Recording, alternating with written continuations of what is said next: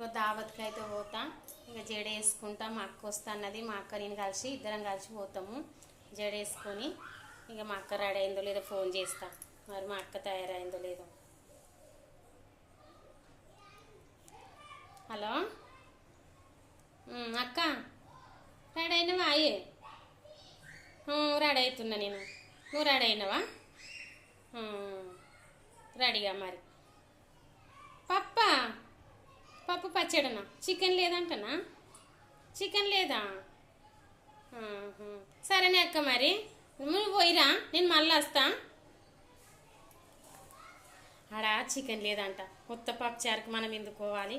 Chicken వండిరేమో తీపోదామని అనుకున్నా. Chicken వండలేరంట కొత్త పప్పుచారుకి. అందుకే మా అక్కకే పోయిరమ్మన్న. నాకు పని ఉన్నదని చెప్పిన. చికెన్ వండకపోతే ఎందుకు?